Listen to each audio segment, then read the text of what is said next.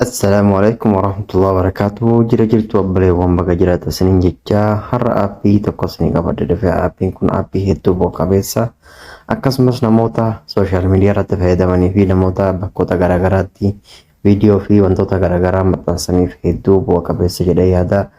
Namoota makarafoonii bilbila ittiin sagalee waraabanii viidiyoo waraaban hin qabneef wanti kun makarafoona jechuu ni dandeenya. Maalii wantoota hedduu bu'a qabeessa keessaa wantoota yeroo ammaa sooshaal miidiyaa irratti maxxanfaman keessaa sagaleen namaa tokko qulqulluu ta'uudha. Sagaleen kee yoo qulqulluu hin ta'ane hedduu nama biratti illee fudhatama hin qabu. Akkasumas wanti dalaydii sunillee hedduu namatti illee hin tolu jechuudha.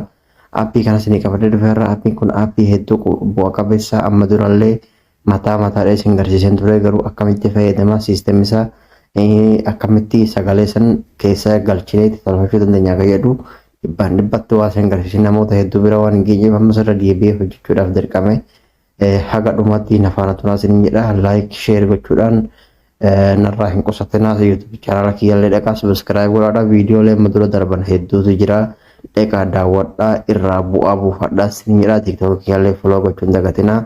Amma haga dhumatti nafaana tunaa isin jedha. Akkuma argitan aappii kana Plaastoor Google Plaastoor keessa seentanii maqaasaa akkuma argaa jirtan kana yoo barreessitan kallattumaan isinii bahaa daawunloodii godhatanii warroonni buufachuun sarraaqsimmoon diskiripshinii YouTube chaanaala kiyyaatii fi akkasumas fuula TikTok kiyya jala jira.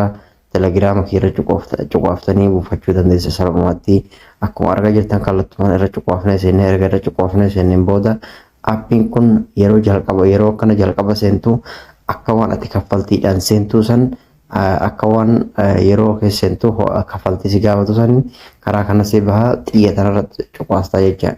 Erga xiyya tanarra cuqaastee bakka bilisaan si baasutu jira.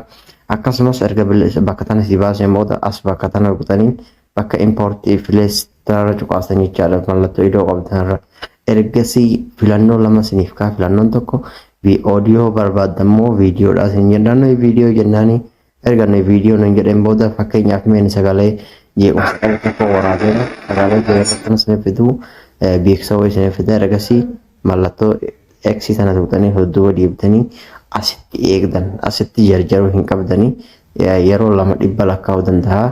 Ergasii akkanatti isinii baasu.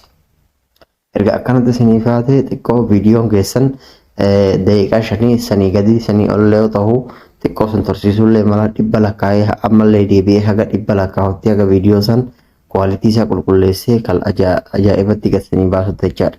Amma fakkeenyaaf akkuma argaa jirtan kana viidiyoo gabaabduu sekondii gabaabduu wayii galakseen jira kan jeequmsa qabu. Amma fakkeenyaaf viidiyoo orijinaala pilaay orijinaala ka'ee dhufuun viidiyoo orijinaala wanni hin qabne jechaadha.